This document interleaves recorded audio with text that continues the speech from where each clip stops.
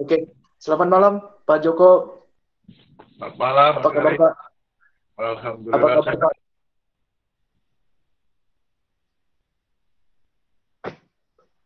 Bagaimana Pak kegiatan belakangan ini Pak selama pandemi? Ya, selama ini memang agak berkurang sih dibandingkan sebelum pandemi ya. Tapi dalam ya 1 bulan terakhir ini, 1 bulan setengah lah, ya sudah mulai menyesuaikan lah. Artinya sudah perjalanan keluar kota, kemudian bisa dalam satu pulau atau antara pulau sudah berjalan. Ya, tapi dengan mengikuti aturan aja. Ya, terima kasih Pak. Untuk tema talk show kali ini akan membahas tentang mematuhi protokol kesehatan di bidang transportasi. Menurut Bapak sendiri, bagaimana Pak melihat kepatuhan masyarakat di dalam menggunakan transportasi Pak? Ya, sebenarnya itu kalau mulai di sisi transportasi itu, ya kecenderungannya memang masyarakat dimanapun itu mereka menghindari menggunakan angkutan umum ya. Jadi lebih cenderung kendaraan pribadi. Nah, kalau di Indonesia memang sudah ada protokol kesehatan untuk angkutan umum, entah itu menggunakan pesawat udara, kemudian laut, kemudian darat, kereta api sudah ada ya. Dan uh, untuk udara, untuk kereta api itu cukup ketat lah ya. Nah, kalau umpamanya di jaringan darat ini mungkin agak berkurang, kecuali umpamanya angkutan-angkutan yang angkutan umum yang dikelola oleh pemerintah, dalam hal ini pemerintah beri subsidi, itu mengikuti aturan. Tapi angkutan-angkutan umum yang sifatnya pribadi ya, seperti angkot gitu kan, itu memang sulit dikendalikan. Karena apa? Yang sederhana aja, kalau suruh membeli disinfektan, uang dari mana? Karena penumpangnya juga sedikit gitu kan. Ojol juga sama, meskipun dilakukan adanya protokol kesehatan untuk ojol, tapi kenyataannya ya seperti biasanya. Jadi ini memang variasinya cukup banyak. Untuk antar kota juga sama. Antar kota itu kalau dulu ada rapid test, sekarang enggak juga. Jadi pasti ada khawatir masyarakat juga untuk angkutan umum jadi menurun. Kalau Jawa Tengah itu sampai penurunnya tinggal 38% pengguna angkutan umum untuk antar kota dalam provinsi. Kalau menurut Bapak sendiri, apakah transportasi pengguna penyedia jasanya sudah memenuhi protokol kesehatan, Pak, di bidang transportasi darat, laut, maupun yang lain? Ya, kalau itu angkutan-angkutannya sifatnya berbadan hukum dan mendapatkan subsidi oleh negara atau BUMN, itu mereka mengikuti. Ya, kalau di pesawat udara itu ya di Garuda, itu kalau di laut itu Pelni, kalau darat itu ada Pom Damri, ada PPD. Kemudian beberapa PO juga mereka mengikuti itu. Cuman persoalannya kalau angkutan akap, ya cuman AKDP-nya agak susah juga. Karena memang penumpangnya tidak begitu banyak, mereka juga sumber pendapatan juga susah ya. Tapi yang menarik sekarang itu ada mulai muncul angkutan-angkutan perkotaan yang diberikan pemerintah ke daerah dengan program pembelian layanan gitu. Itu yang cukup berjalan sekarang. Tapi untuk 5 kota namanya program BD Service itu pembelian layanan. Cuman itu baru berjalan di kota Palembang, Solo dan Bali, Solo 3 dan Pasar ya. Jadi masih menunggu dulu Jogja sama Medan lah. Nah, kalau itu memang sejak awal dirancang mengikuti protokol kesehatan. Cuman untuk 2 kota belum beroperasi nih, di Medan sama di Jogja tahun ini. Mungkin kalau nggak salah awal Oktober nanti dan beroperasi angkutan umum perkotaan.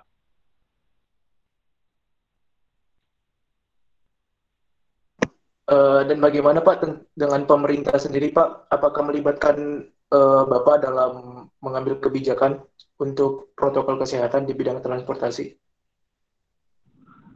Ya sebenarnya kalau pelibatan itu lebih pada efek mengajak para akademisi aja untuk saling memperkuat ya.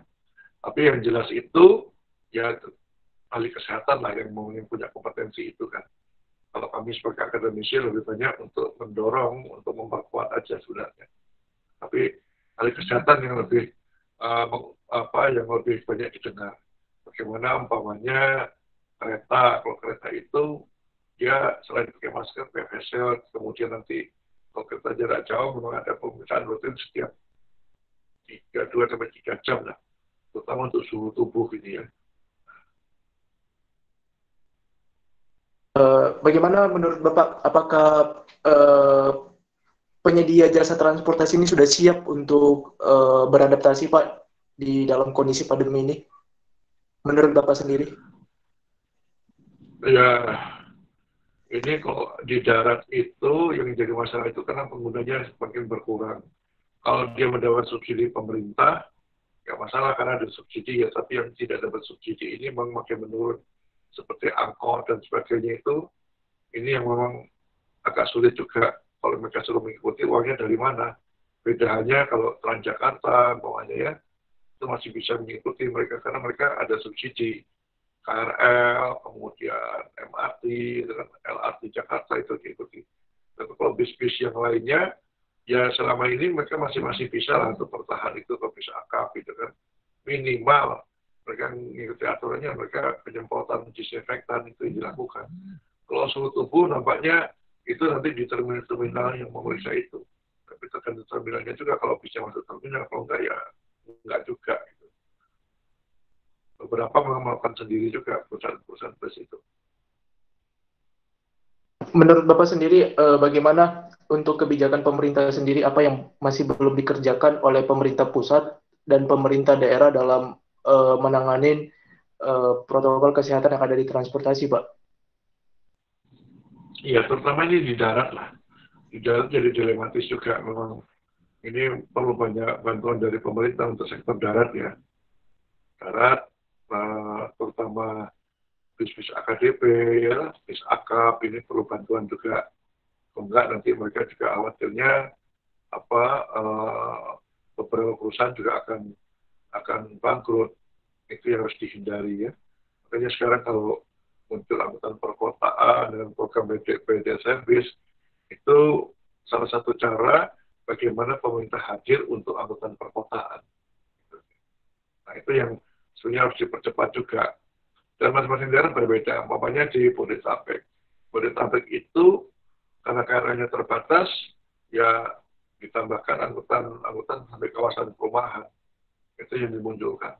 Dan itu juga cukup menarik juga karena bisa juga kalau menuju naik bus kemudian sampai tengah kota Jakarta, mereka bisa bawa sepeda, dan sepeda ini sebagai angkutan yang lanjutan mulai dari rumah sampai dengan halte di perumahan, kemudian sampai dengan di pusat kota di Jakarta, mereka ke kantornya menggunakan kendaraan sepeda. Nah sebenarnya sekarang mau dikembangkan itu adalah sepeda sebenarnya. Kalau kita melihat masyarakat sekarang cukup banyak menggunakan sepeda. Dan di Indonesia sendiri, Pak, daerah-daerah mana saja Pak yang sudah pantas untuk dicontoh buat daerah-daerah lain dalam mematuhi protokol kesehatan di bidang transportasi, Pak? Ya, kalau sebagai contoh sebenarnya masih Jakarta juga lah ya. Kalau Jakarta kan lebih lengkap transportasi umumnya dibandingkan daerah lainnya. Jakarta punya Transjakarta, bis, punya kereta, MRT, kemudian ada KRL, ada LRT, masih Jakarta. Tapi di daerah lain juga karena angkutan umumnya juga sudah menghilang, sekarang sudah habis. Makanya sekarang ada program pemerintah untuk menata angkutan umum daerah itu dalam rangka untuk membangkitkan potensi angkutan umum di daerah biar tumbuh kembali. Di sisi lain juga membantu operator angkutan umum di daerah yang sudah terpuruk. Tujuannya itu. Dibandingkan dengan negara lain, Pak, bagaimana Indonesia, perbedaan antara Indonesia dengan negara lain dalam memenuhi protokol kesehatan, Pak? Iya sebenarnya sama ya. Cuma bedanya di kita memang perhatian pada angkutan umum itu baru sekarang, baru sebagian gitu ya. Jadi kita agak terlambat ya untuk memenuhi aturan itu. Memang kehadiran ini harusnya sejak awal. Kalau dilihat rapatnya dalam angkutan perkotaan yang harus dimulai dulu, ada bantuan bersih daerah ya. Nah, ini baru dimulai dengan program yang terbaru yang membuat nanti angkutan umum katakanlah angkot itu akan hilang, ya hilang, tapi angkotnya hilang bukan berarti pengemudi pemiliknya hilang, enggak, cuman angkotnya hilang itu mereka berganti dengan angkutan umum yang jauh lebih baik, tujuannya itu. Tapi ini bertahap, ya, dari seluruh kota Indonesia ada katakanlah ada 500 hanya baru 5. Ya. Kalau Jakarta memang sudah berjalan sejak 2004 ya, dengan Transjakartanya itu sekarang makin berkembang. Tapi daerah-daerah lain yang seperti Transjakarta ini baru akan memulai. Dan kalau boleh tahu Pak, daerah yang paling terpuruk di dalam mematuhi protokol kesehatan di bidang transportasi Pak, menurut Bapak sendiri di daerah mana Pak? Nah, saya nggak tahu daerahnya mana ya, tapi memang yang jelas itu kalau angkutan umum itu sudah nggak digemari lagi sekarang. Ya, orang hanya kecil aja. Jadi sebenarnya peluang seperti masa pandemi seperti ini, peluang bagi pemerintah untuk menata angkutan umum di daerah. Ya, selain Jakarta ada lebih bagus lah, tapi bagaimana menata angkutan umum di daerah, termasuk juga kalau bicara angkutan umum itu, ya bicara pesepeda, bicara pejalan kaki juga, satu rangkaian itu. Sebaiknya bagaimana Pak di dalam menata transportasi Pak yang ada di Indonesia untuk masa pandemi ini Pak, menurut Bapak? Jadi tadi bilang tadi ini peluang, sekarang kalau bisa ya bisa diperbanyak anggaran untuk membuat transportasi di daerah itu jauh lebih baik, gitu kan. Nah, jadi satu rangkaian dengan sepeda, pejalan kaki, ini nggak terlepas dari itu. Memang kelemahannya di Indonesia itu, ketika membangun kawasan perumahan itu tidak disertai dengan rute angkutan umum, layanan angkutan umum itu nggak ada. Lain hanya di negara-negara yang lain itu, ketika membangun kawasan perumahan, itu ada rute angkutan umum. Sehingga orang tidak perlu lagi untuk punya kendaraan pribadi. Cukup dia katakanlah membayar cicilan untuk rumah. Nanti suatu saat dia punya uang baru dia beli kendaraan. Kalau sekarang kan tidak. Jadi cicilannya dua, mencicil rumah dan kendaraan. Itu jadi cukup berat buat masyarakat. Kalau dulu di era Soeharto itu, setiap kawasan perumahan dimanapun di seluruh Indonesia itu mesti ada rute angkot dulunya. Ada rute angkot atau rute bis damri. Pilihannya itu. Sekarang nggak lagi. Orang bangun rumah, kawasan perumahan, ya udah, nggak disertai rute layanan angkutan umum, itu yang salah. Nah, ini harus dikembalikan lagi pada aturannya, aturan yang harus dibuat. Cuman aturan belum ada satupun undang-undang yang mewajibkan kalau membangun angkutan kawasan perumahan itu ada angkutan umumnya, itu nggak ada kewajiban seperti itu. Itu harus dibuat, ya minimal dimasukkan katakanlah kalau sekarang mau merevisi undang-undang lalu lintas angkutan jalan, ya itu harus dimasukkan. Jadi setiap kawasan bangkitan harus disertai dengan layanan angkutan umum. Kalau sudah seperti itu, masyarakat tidak perlu sementara dia tidak punya uang banyak untuk punya kendaraan pribadi. Nggak penting gitu kan. Cuman kendalanya di Indonesia itu adalah orang mudah dan murah untuk mendapatkan sepeda motor, itu yang jadi problem. Kalau untuk anggaran sendiri Pak, APBN dan APBD, apakah sudah memenuhi Pak untuk memenuhi protokol kesehatan di Indonesia sendiri Pak? Memang alokasinya kalau bicara protokol kesehatan saat ini cukup banyak dalam COVID ini kan. Sampai-sampai di daerah itu anggaran membangun infrastrukturnya sudah mulai berkurang dalam hal penanganan ini. Ya, saya nggak tahu berapa besarnya, tapi memang itu fokusnya pemerintah dari khusus sampai daerah bagaimana penanganan COVID-19 ini biar cepat selesai. Ya, otomatis tujuannya kan sebenarnya biar ekonominya nanti akan tumbuh lagi. Kalau ekonominya tumbuh, berkembang, transportasi itu menjadi apa sarana untuk orang bermobilitas gitu. Jadi sebenarnya transportasi itu bukan menjadi masalah, sebenarnya menjadi solusi ya untuk membantu meningkatkan perekonomian suatu wilayah atau suatu daerah. Apakah di transportasi sendiri Pak menjadi klaster baru untuk COVID-19? Nah, itu yang masih menjadi perdebatan juga ya. Karena kemarin ditemukan angka 62% itu untuk angkutan umum itu masih meragukan angka itu apa realnya seperti apa. Karena yang ada di Jakarta, nah di Jakarta itu pelayanan utamanya ada KRL, Jabodetabek, ada MRT Jakarta, ada Transjakarta, ada LRT Jakarta.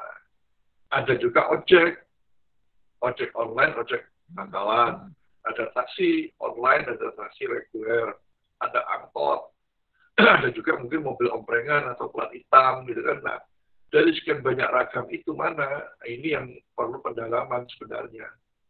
Ya. Sebenarnya yang seperti apa, tapi kalau melihat bentuk pelayanan dari KRL Jabodetabek, kemudian MRT Jakarta, kemudian ada Transjakarta, LRT Jakarta, mereka kemudian aturan ini termasuk taksi reguler, ya. Nah, tapi kalau taksi online, umpamanya ojek online, ya, udah angkot, itu nampaknya tidak mengikuti aturan protokol kesehatan, ya. Karena memang semuanya juga dibebani oleh mereka sendiri, ya. Padahal penumpangnya kan sedikit, yang dari mana untuk menyemprot dan sebagainya, untuk beli disinfektan, hand sanitizer yang terbatas. Beda hanya kalau memang angkutan seperti MRT, KRL Jabodetabek, kemudian Transjakarta atau apa, LRT Jakarta, mereka mendapat subsidi untuk penumpang. Dari situ kan bisa dialokasikan sebagian untuk menjaga agar protokol kesehatannya tetap terjamin. Nah, itu bisa dilakukan sehingga kalau kita bilang angkutan umum harus diperjelas juga yang mana itu. Karena ada angkutan yang mengikuti protokol kesehatan, ada yang tidak sama sekali. Dan menurut Bapak bagaimana Pak? Tadi kan Bapak bilang bahwa di angkot sendiri agak susah untuk dipenuhi protokol kesehatan. Nah, selain terkait biaya Pak, apakah ada faktor lain Pak di dalam memenuhi protokol kesehatan di angkutan umum sendiri Pak?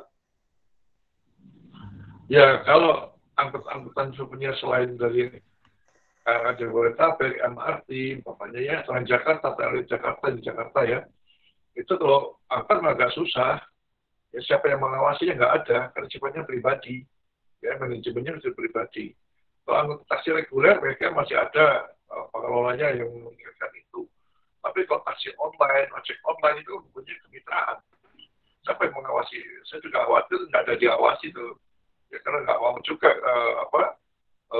aplikator mengawasi kan bukan tugas mereka, meskipun selalu kembali mengawasi, tapi saya nggak yakin mengawasinya seperti apa. Dan ini Pak, apa yang harus selain tadi Bapak bilang kan bahwa transportasi sendiri harus apa namanya jaga jarak dan mungkin yang lain gitu Pak. Mungkin ada nggak sih Pak apa namanya langkah-langkah protokol kesehatan yang harus dipenuhi untuk pengguna jasa sendiri Pak? Selain jaga jarak. Ya intinya 3 itu tadi saya bilang tadi. Kalau kita lihat kan orang pakai masker, kemudian dia pakai jaga jarak, kemudian jaga cuci tangan dan sebagainya. Tapi kalau jaga jarak 1 meter, jabatan kan susah. Angkot juga kalau diisi cuma 3 orang juga nanti ya pengusahanya juga rugi gitu kan. Kemudian ojek juga sama, dulu pakai perisai, sekarang susah mencari ada yang perisai dan yang memenuhi syarat itu. Nah, salah satunya adalah ya sekarang sudah ada bapaknya bis umum yang kursinya terpisah menjadi 3, yang satu jajar 4, sekarang dibuat 3, itu sudah ada. Ya, jadi cuman kapasitasnya nggak banyak, paling 32 orang. Kalau dia kursinya 4, jajar ke belakang, itu satu jajar 4 itu bisa sampai 50 orang. Cuman karena 3, dia hanya bisa isi 32 orang. Ya nggak apa-apa, itu sudah diupayakan. Kemudian AC-nya juga, bis-bis ber-AC kan, bagaimana AC-nya itu kalau itu juga nanti tidak hanya mutar dalam ruangan, tapi dia bisa berganti dengan udara dari luar, umpamanya. Seperti hanya di udara ada sistem HEPA gitu kan ya, untuk pesawat udara yang jet, itu juga dijamin. Jadi bukan itu saja, tapi kalau ruang-ruang AC itu yang penting. Untuk terkait biaya di darat, di laut, dan di udara Pak, kenapa begitu mahal Pak sekarang ini transportasinya? Ya tadi karena load faktornya, kapasitasnya kan berkurang. Ya. Kalau dulu umpamanya boleh diisi 1%, sekarang sudah hanya maksimal namanya 7%. Tentunya ini akan mempengaruhi pada tarif juga. Tingkat isinya berbeda. Dan kalau di Jakarta sendiri, Pak, ini kan sudah berlaku PSBB, Pak. Nah, bagaimana, Pak, untuk angkutan sendiri? Apakah mereka akan makin merosot tambahan biayanya, Pak? Ya, kalau angkutan-angkutan yang disubsidi nggak jadi masalah. Pemerintah ya, atau Pemda nggak masalah. Cuma untuk angkutan-angkutan umum mungkin tidak ada subsidi itu yang makin menurun. Sekarang kalau taksi online pun ya, kalau biasanya taksi online itu kata penggunanya itu mungkin mereka mendapat order sehari bisa di atas 10 ya, 15 dan 10. Tapi sekarang kisaran sekitar 5 aja, nggak gitu banyak. 5 orderan aja gitu kan. Ya, ojek juga sama. Tapi kalau yang utamanya yang mundur dan tidak, toh mereka kan sudah ada kontrak sendiri dengan pemerintah. Jadi nggak masalah gitu kan. Dan apa tanggapan Bapak sendiri mengenai kebijakan pemerintah saat ini? Apakah kebijakan pemerintah sudah berpihak kepada jasa transportasi atau belum, Pak? Ya, secara umumnya yang dikatakan totalitas belum lah. Ya, karena ini juga menyangkut bukan Kementerian Perhubungan, ada Kementerian Keuangan juga, termasuk di daerah ya. Jadi sebenarnya angkutan-angkutan umum ini mereka setidaknya dapat bantuan insentif lah, ya, jadi pengurangan pajak dan sebagainya untuk tetap mereka eksis dan menjadi beban. Mungkin kalau angsuran kendaraan pun mereka bisa ditunda karena dapat dikatakan kendaraan-kendaraan yang digunakan itu mereka ya ada uang pinjaman di bank juga. Dan segala jenis pajak saya pikir itu harus dihilangkan untuk angkutan umum itu. Akhirnya mungkin digratiskan, itu salah satu bentuk kepedulian pemerintah pada angkutan umum, terutama di daerah ya. Jadi jangan di daerah itu menganggap bahwa angkutan ini adalah sumber pendapatan, itu salah gitu. Bahwa ini adalah bentuk pelayanan pemerintah pada rakyat untuk angkutan umum. Dengan cara memberikan pelayanan angkutan umum yang cukup bagus lah. Kalau dulu bicara angkutan umum itu aman-aman, selamat, nah sekarang sudah harus ditambah angkutan umum yang higienis, yang sehat. Itu harus yang dipikirkan juga, harus dilakukan mulai sekarang. Bagaimana Pak untuk payung hukum sendiri Pak di bidang transportasi? Kan ini kan masyarakat juga ada yang tidak patuh di dalam memenuhi protokol kesehatan. Nah, bagaimana Pak untuk payung hukum sendiri buat masyarakat? Ya kalau payung hukumnya protokol kesehatan ya ada undang-undang kedaruratan yang digunakan. Kesehatan ya, posisi darurat. Lupa nomor 18 2018 ya, yang undang-undang darurat kesehatan itu. Dasarnya itu aja. Nah di situ transportasi masuk dari itemnya di darurat kesehatan itu. Apakah sudah cukup tegas Pak buat masyarakat sendiri untuk payung hukumnya? Ya itu juga dendanya juga cukup tinggi. Ya, itu yang digunakan sekarang kalau ada transportasi tidak memenuhi syarat ya karena undang-undang darurat kesehatan. Aturan ada di situ. Sanksinya juga termasuk ya untuk transportasi ada di undang-undang darurat kesehatan. Bedanya kalau undang-undang lalu lintas lebih banyak operasional. Nah, karena ini kan kita bicara kesehatan.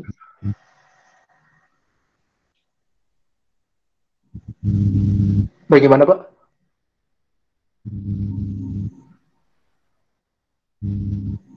Ya, ini pada menyangkut kesehatan. Ini yang berlaku adalah undang-undang kesehatan. Jadi bukan transportasi. Oke Pak, untuk transportasi angkot sendiri Pak, untuk peraturannya sudah layak atau mungkin ada yang perlu diubah Pak peraturan untuk transportasi angkot Pak? Sama juga, angkot itu cuma bentuk transportasi aja. Ini sama dengan aturan dengan yang lainnya sama angkot itu. Dan pelaksanaan angkot di Indonesia itu lebih banyak kepemilikannya perorangan, bedanya itu.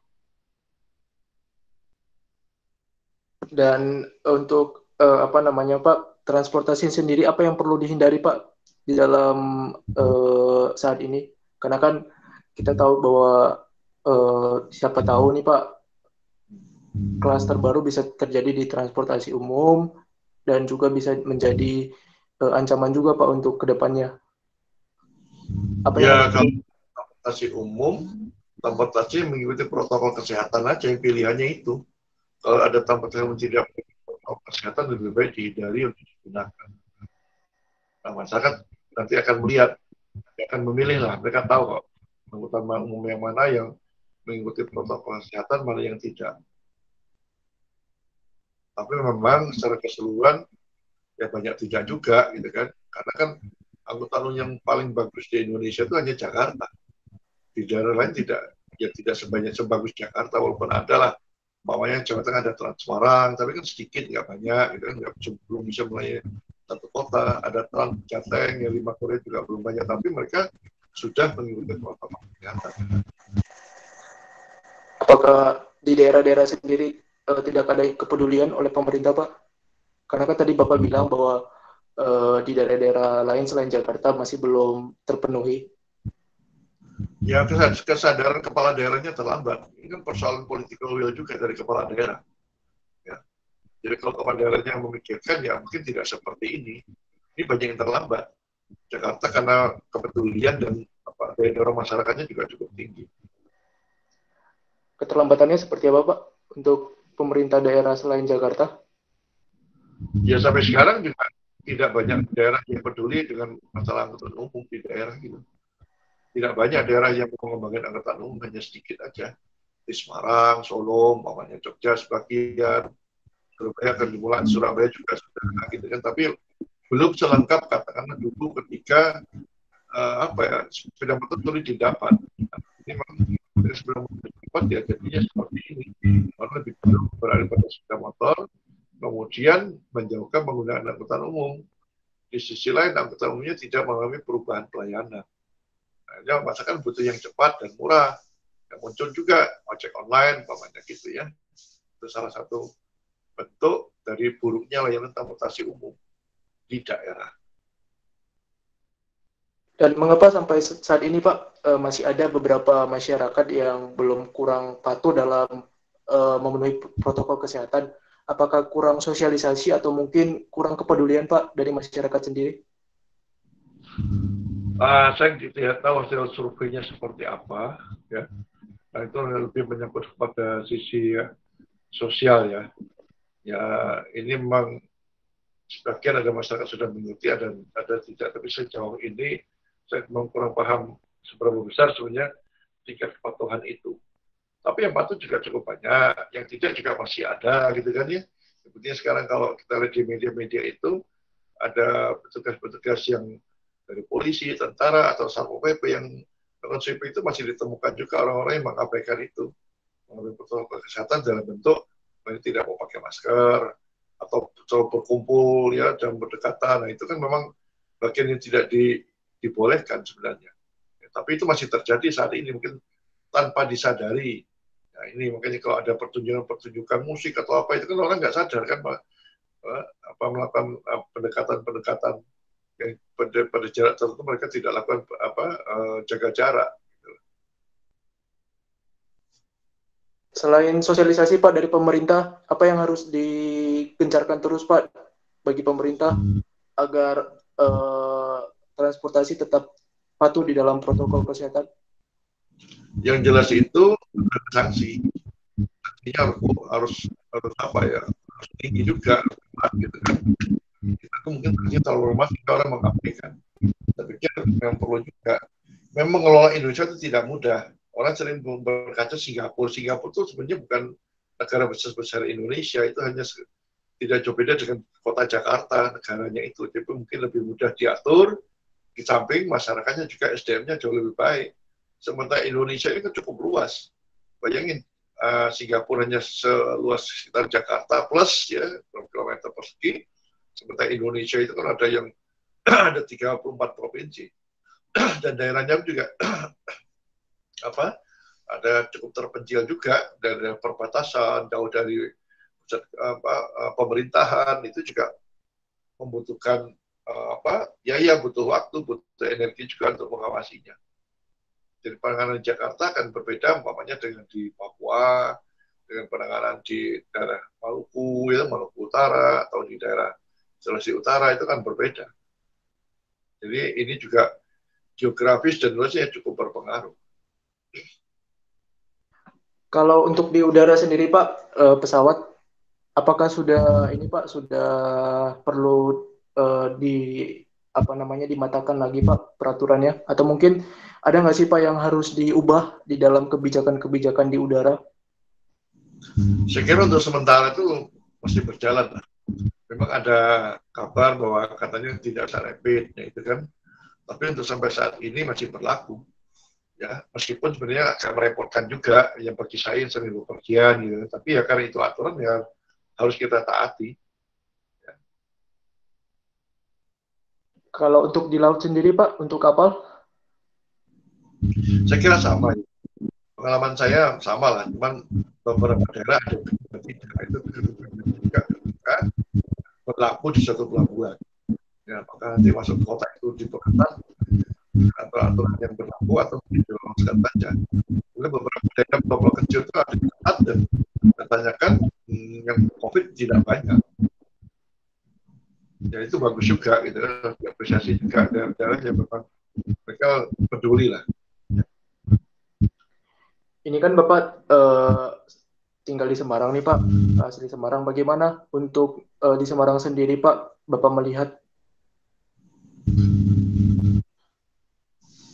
dalam Ya, mematuhinya Pak? kota lainnya ya, Semarang lainnya sama juga. Ya. Kalau diawasi mereka masih bisa jaga jarak umpamanya. Tapi memang kalau yang agak rawan itu biasanya di PKL yang jajanan gorengan angkringan lah gitu ya. Nah, angkringan itu yang harus diawasi, mungkin tanpa disadari mereka duduk-duduk saling berdekatan. Ya. Itu yang mungkin harus selalu diawasi. Banyak kalau itu nggak boleh jualan juga kasihan kan, mereka juga butuh. Yang penting bagaimana mereka mungkin kapasitasnya jangan sampai duduknya berdekatan dengan jarak tertentu meskipun mereka lesehan. Secara rutin juga petugas lapangan juga harus ya rutin untuk keliling mengingatkan itu, karena itu kepentingan bersama juga, terutama bagi penjualnya dan bagi masyarakat juga. Kalau mereka mau itu cukup penuh ya jangan memaksakan diri ke tempat yang cukup ramai, ya dihindari. Untuk pemerintah daerah Jawa Tengah sendiri Pak, adakah untuk mengajak diskusi dengan Bapak untuk bagaimana nih untuk mengatasi orang-orang yang masih bandel atau mungkin yang penyedia jasanya, ada nggak Pak? Sebenarnya kalau pada saya lebih pada diksi tetap ada, cuman bagaimana penanganan transportasi aja ya. Karena kalau soal kayak itu pemerintah juga cari tempat yang sesuai dengan keilmuan saja. Tapi kebijakan keilmuan transportasi ya udah bukan kalau transportasi untuk diskusikan itu. Usul yang paling tepat Pak untuk pemerintah sekarang ini Pak di dalam mematuhi protokol kesehatan? Ya, secara seperti ini peluangnya untuk ini umum. Ya, kemudian sekarang orang banyak bersepeda, ya dibuatinlah jalur sepeda dan pedestriannya benar-benar dibuat bagus sehingga orang yang ingin bersepeda berjalan kaki juga tujuannya bukan sebagai alat transportasi, juga untuk menjaga ketahanan tubuh. Itu yang harus difasilitasi ya, karena makin hari juga saya lihat hampir setiap minggu itu ada korban pesepeda tertabrak atau dia jatuh sendiri dan sebagainya. Jadi itu perlu sekarang edukasi bagaimana mengajarkan bersepeda yang sehat, yang aman, sehat gitu kan. Karena pemerintah juga sudah mengeluarkan peraturan menteri pedoman teknis bersepeda di jalan raya. Nah, di daerah-daerah juga bisa memperkuat itu dan tentunya peraturan wali kota, peraturan bupati atau gubernur untuk mengukur bagaimana memberikan edukasi juga. Ya, ini memang kurang kalau kita lihat kan ada sepeda masuk jalan tol, sepeda motor masuk jalan tol, berarti ini kan perlu edukasi lagi. Ada yang tiba-tiba naik sepeda, dia meninggal, jatuh kena jantung, dan sebagainya. ya, atau bersepedanya kurang aman, kurang nyaman jika tertabrak mobil, ada yang meninggal. Nah, ini perlu edukasi juga. Papan untuk bersepeda yang benar, yang belum ada rute, ya pemerintah menjadikan rute jalur sepedanya, ya, seperti itu. Dari pengamatan Bapak sendiri, apakah pengguna sepeda di Indonesia sudah banyak Pak atau masih kurang? Ya bukan kurang dan banyaknya, tapi jumlahnya bertambah. Ya, tapi ini lebih masih hobi atau kita olahraga saja, belum menjadi kebutuhan sehari-hari untuk bekerja. Meskipun dulu zamannya era ketika saya masih kecil, saya pun sekolah naik sepeda dulu, nggak malu.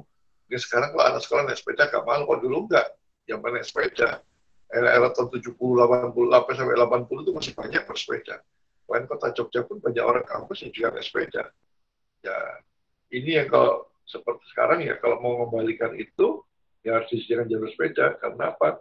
Kendaraan bermotor juga bertambah. Jangan sampai nanti kendaraan bermotor dengan tidak bermotor itu menjadi satu persisian, itu kan harus dipisahkan lah. Nah, ini tugas kepala daerah di daerah menciptakan atau membangun infrastruktur bagi pesepeda, juga pejalan kaki. Ini kan mereka dua kelompok ini termasuk jenis kendaraan tidak bermotor. Jadi kalau ditanya, contohnya ada nggak jalan? Ada, saya bilang. Kalau ke Bogor, mengitari Kebun Raya Bogor dan Istana Bogor itu contoh jalur sepeda, jalur pedestrian cukup bagus. Itu bisa dicontoh. Karena itu sudah memenuhi aturan yang dibuat Kementerian PUPR. Saya lupa nomornya berapa, pedoman teknis untuk membuat fasilitas pejalan kaki dan pesepeda. Ini Pak, terakhir Pak untuk pertanyaan dari saya, pesan-pesan buat masyarakat sendiri Pak, supaya membantu pemerintah mengurangi COVID-19 di transportasi Pak. Yang masyarakat harus mengikuti aturan protokol kesehatan, ya, dimanapun berada, dia harus pakai masker, gitu kan, ya, dan kemudian harus bisa menjaga jarak, ya, membersihkan diri, minimal cuci tangan itu penting. 3 hal itu harus sebagai pedoman dasar lah kita kemanapun, dan kondisi ini meskipun nanti suatu saat sudah ada vaksin yang ditemukan, tapi ini dalam hal kesehatan penting. Makanya transportasi ke depan tidak hanya berpikir transportasi yang aman, nyaman, selamat, tapi transportasi yang sehat, yang higienis yang diperlukan oleh masyarakat. Oke, baik Pak. Terima kasih sudah menyediakan waktunya untuk berbincang-bincang sebentar selama setengah jam kurang. Dan semoga kedepannya bisa saya undang lagi, boleh Pak, untuk berbincang-bincang dengan tema yang lainnya. Oke, baik Pak. Terima kasih. Tetap jaga kesehatan di sana Pak. Dan selalu semangat di dalam melakukan aktivitas. Selamat malam Pak. Selamat malam.